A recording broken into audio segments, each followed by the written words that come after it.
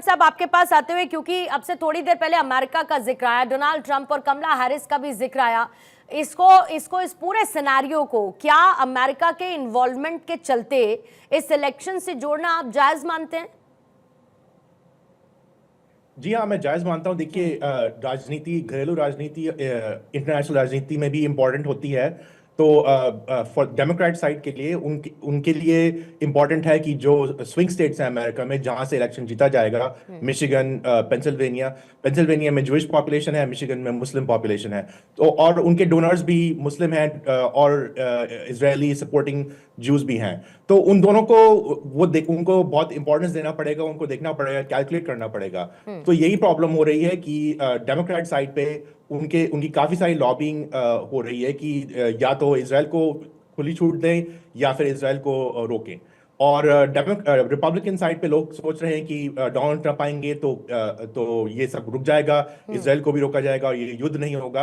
लेकिन मैं ये नहीं कहूंगा। आई थिंक एस्टैब्लिशमेंट वाइज अगर डोनाल्ड ट्रंप भी आए, अगर जीते वो इलेक्शन में, तो मोस्ट लाइकली ये लड़ाई चलती रहेगी। लेकिन मुद्दा यही है, देखिए, मैं ये नहीं कह रहा कि नेतन्याहू दूध के दूल्हे हैं, वो नहीं है। उनको भी राजनीति का सोचना पड़ेगा। लेकिन मुद्दा यही है, इजराइल को डिटरेंस रिटर्न करनी है। They have to make sure कि उनका डिफेंस और उनका इस तरह का जो अक्टूबर 7 पे हादसा हुआ वो कभी ना हुए।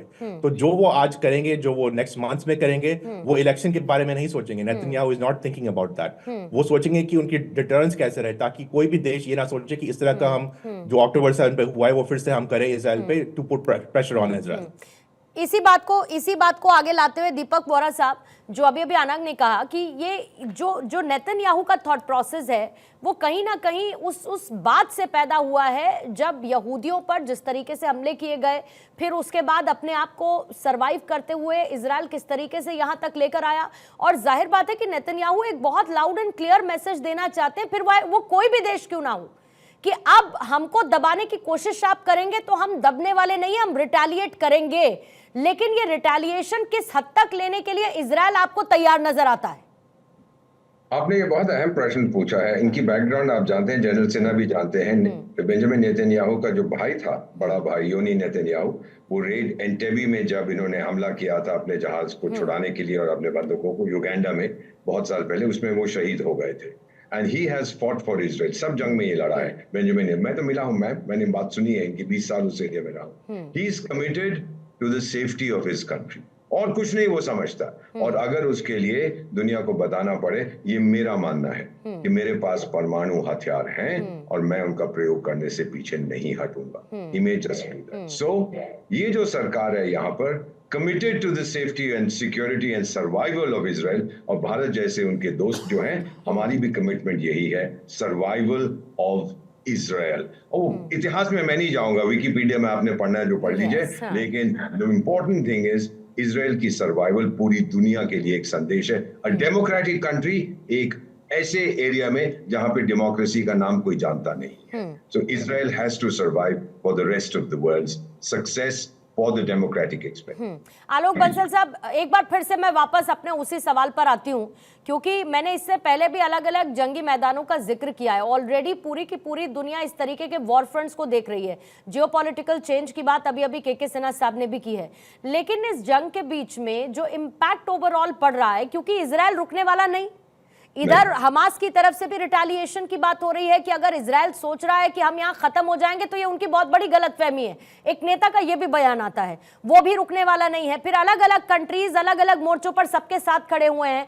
तो हम एज इंडियन, जब हम प्रधानमंत्री मोदी को सुनते हैं तो वो कहते हैं कि हम बुद्ध की धरती और युद्ध किसी समस्या का समाधान नहीं है। लेकिन यहां तो ऐसा लग रहा है कि उस युद्ध को एस्केलेट करने के लिए चिंगारी पर चिंगारी दी जा रही है कि ये भड़कता रहे, बस चलता रहे। इसका खत्म होना हमें नजर नहीं आ रहा है। देखिए, ऐसा है कि लोग चाहे जो भी कहें, हर चीज के पीछे एक राजनीतिक उद्देश्य होता है, और राजनीतिक उद्देश्य इस वक्त युद्ध को खत्म नहीं करना चाहता।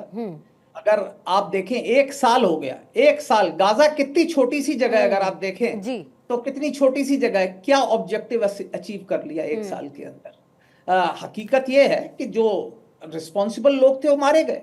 अगर चाहते तो युद्ध खत्म हो सकता है, अन्यथा आप आखिरी आदमी तक लड़ते रहे। लेकिन कब तक लड़ सकता है? इजराइल के पास भी कुछ सीमाएं हैं। इजराइल एक कोई बहुत बड़ा राष्ट्र नहीं है, बहुत बड़ी जनसंख्या का राष्ट्र नहीं है। क्या परपेचुअली युद्ध पे रह सकता है? लगातार रह सकता है? अगर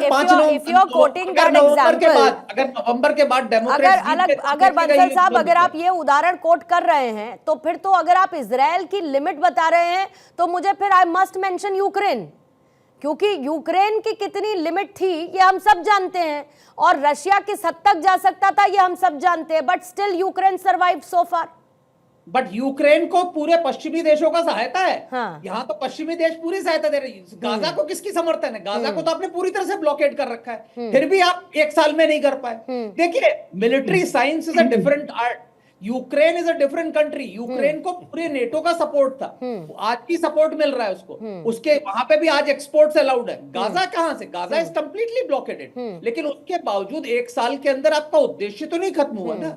आपने जिनको मारना था मार दिया, लेकिन क्या है अब? क्या आपके एंड रिजल्ट क्या है? आप क्या ऑब्जेक्टिव है? ये तो अभी तक डिफाइन नहीं हो पाया। अगर आपको खत्म करना है तो कब खत्म करेंगे आप? हमास को कब तक आप खत्म कर सकते हैं? नहीं कर सकते मेरे विचार से। और अगर आपको चाहिए कि अगर युद्ध किसी चीज का सोल्यूशन नहीं है, इसमें कोई शक की बात ही नहीं है। कोई भी कॉन्फ्लिक्ट इस तरीके की सिर्फ युद्ध से नहीं खत्म हो सकती। आप एक्सटर्मिनेट नहीं कर सकते पूरे सारी जनसंख्या को, और वो संभव नहीं है। और जहां तक सवाल अरब देशों का है, आपने बोला वो शांत क्यों? क्योंकि वो सब नहीं चाहते। वो हकीकत ये है कि वो अब आज सब लोग अमेरिका के साथ मिले हुए हैं, सब चाहते हैं। अधिकांश अरब राष्ट्र जो हैं, उनकी जो हुकूमतें हैं वो इनके साथ जुड़ी हुई हैं, लेकिन अरब स्ट्रीट नहीं है इनके साथ। ये बात अच्छी तरह से समझ लीजिए। अरब street is not with them, और इसीलिए इन राष्ट्रों के लिए मुश्किल होगा कई चीजों में। जैसे सऊदी अरब और इजराइल का एक समझौता होने वाला था, वो अब नहीं हो पा रहा। क्यों? क्योंकि सऊदी अरब की जनता नहीं चाहती, हुकूमत चाहती है, लेकिन नहीं हो पाएगा। और इसलिए इन सब चीजों को डिले हो रहा है। जैसे हमारा आईमैक था, वो भी डिले हो गया। क्यों हो गया? क्योंकि इस युद्ध के कारण। तो कई सारी चीजें हैं जो इसके कारण डिले होती चली जा रही हैं। और अगर आप ये सोचते हैं कि गाजा से हर अरब को आप निकाल देंगे, हर फिलिस्तीनी को निकाल देंगे, तो वो मुझे संभव नहीं लगता। ठीक है, ब्रिगेडियर विनोद दत्ता, अब मैं आपके पास आती हूँ, फिर वोरा साहब, सिन्हा साहब एक क्लोजिंग कमेंट के लिए, और अनंग आपके पास भी मैं आऊंगी। विनोद दत्ता साहब, अगर सपोर्ट की फिर बात करते हैं, और अगर मैं आलोक बंसल साहब की बात को आगे बढ़ाती हूँ, तो फिर क्या हम रशिया को इग्नोर इसलिए कर सकते हैं क्योंकि वो अपने वॉर में इन्वॉल्व है? फिर इसके साथ हम चाइना को क्यों हम इग्नोर कर सकते हैं? क्योंकि चाइना अपनी विस्तारवादी नीति में बिजी है। फिर इधर आप आ जाइए, आप बात कर लीजिए ईरान की, वो अभी चुप है, कह रहे हैं आलोक बंसल साहब की अभी नॉट इंटरेस्टेड। फिर इधर आ जाइए, आप सीरिया की बात कर लीजिए। तो क्या पूरा तरीके से एक सपोर्ट इन लोगों को खत्म है, या लगता है कि नहीं एक सपोर्ट कंटिन्यू रहेगा? बिल्कुल, देखिए, सपोर्ट कोई खत्म नहीं है। और जिस तरह से आपने देखा होगा कि जो नया वर्ल्ड ऑर्डर है, जिसमें आप देखिए रशिया, चाइना और टर्की, नॉर्थ कोरिया, ये सब एक धड़े में पिरो दिए गए हैं। और आपने देखा होगा जब ईरान में कई IL-76 लैंड किए, सामरिक सहायता दी गई, तो इन तंजीमों को जो इमदाद है, चाहे वो माली हो, चाहे वो सामरिक तौर पे हो, चाहे वो मॉरल सपोर्ट हो, वो आती रहेगी। और ये इजराइल को भी पता था। जिस तरह के टनल्स वहां बनाए गए, जिस तरह का असला वहां वो किया गया, जिस तरह से कम्युनिकेशन सेंटर जो उनके लॉजिस्टिक्स नोड से वो वहां किए, तो ऐसा नहीं है कि इजराइल को इस बात का पता नहीं था। इजराइल को पता था।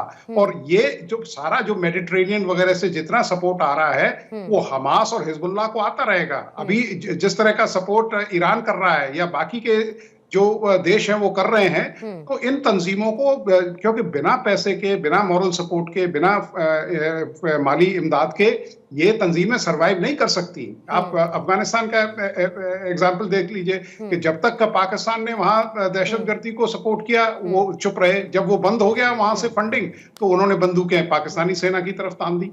ठीक है, ठीक है। जल्दी से एक 30 सेकंड का क्लोजिंग कमेंट लेना चाहूंगी। अनंग, आपके साथ शुरुआत करूंगी, 30 सेकंड का टाइमर रखेंगे। जी देखिए, इजराइल इजराइल गाजा के लोगों को सफा करना नहीं चाहता, वो हमास को सफा करना चाहता है, हिजबुल्लाह को सफा करना चाहता है, और वो ये हूती नहीं को चाहता। करना अगर वो चाहता है। कॉशन से एक्ट कर रहे हैं तो ये उनके पक्ष में है ये बात। अल्टीमेटली द प्रॉब्लम इज, मुद्दा यही है, इजराइल को डिटरेंस रिटर्न करना है, इसलिए वो ईरान पे हमला करेंगे। ये महायुद्ध नहीं होगा, आई डोंट थिंक सो, लेकिन इजराइल को डिटरेंस रिटर्न करना है, क्रेडिबली रिटर्न करना है, ताकि अक्टूबर 7 कभी ना हो फिर से। ठीक है, के सिन्हा साहब 30 सेकंड सर।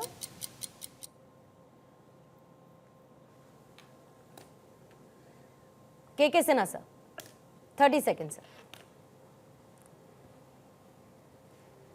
के सिन्हा सर, आप तक मेरी आवाज पहुंच रही है? नहीं, लगता नहीं है मुझे। दीपक वोरा सर 30 सेकंड। आ रही है के सिन्हा। हाँ, आ रही है पूर्णिमा साहब, आ रही है। बोलिए सर 30 सेकंड्स। देखिए पूर्णिमा जी, क्या होता है, these are something called balance of power. 21वीं सदी के लिए मिडिल ईस्ट के अंदर में, जिसको वेस्ट एशिया कहेंगे, वहाँ बैलेंस ऑफ पावर है। सारी कंट्रियां एग्जिस्ट करती हैं, मगर उसके डायनेमिक्स, और यही है पावर गेम, यही है। इसको आप जियोपॉलिटिकल कह लीजिए, जियो स्ट्रेटेजिकल कह लें। देखिए इजराइल को यदि रहना है, मैं 2 नेशन थ्योरी से सहमत नहीं रखता हूँ। इंडिया ने भी यही बहुत बड़ी गलती की थी। ठीक है सर। हाँ, क्योंकि 1 नेशन ही होता है। यदि चाइना के साथ हम 1 नेशन की बात करते हैं, मगर हम यहाँ पर 2 नेशन की बात करते हैं। आपको पता होना चाहिए इजराइल में 20% जो कि उनकी आबादी है वो मुस्लिमों की है। ठीक है। 80% ही वहां पर यहूदी हैं। तो ऐसा नहीं है, कोएग्जिस्टेंस होगा और वो कोएग्जिस्ट कर रहे हैं। ठीक है सर। मगर बैलेंस ऑफ पावर के लिए आप ऐसे नहीं जिहाद चला सकते। ठीक है सर, जिहाद पॉइंट को टेकन। खत्म करना दीपक वोरा साहब जल्दी से 30 second sir, 30 second. Ma'am 30 second से कम, मैं बता रहा हूँ। थैंक यू वेरी मच, बहुत जबरदस्त डिबेट रही है। यू आर आउटस्टैंडिंग, बहुत अच्छा लगा इन सब लोगों की बात सुन के। फाइनली नेतन्याहू साहब ने जो यूएस कांग्रेस को भाषण दिया था कुछ महीने पहले, उसको 100 बार सुनिएगा। उन्होंने कहा, we are not fighting for Israel, we are fighting for you against radical Islam. और अगर ये बात सही है मैम, जो हमारे लिए भी वो लड़ रहे हैं, मैं एक ही चीज कहूंगा, पिज्जा कौन ले इजराइल, जीत इजराइल की होगी।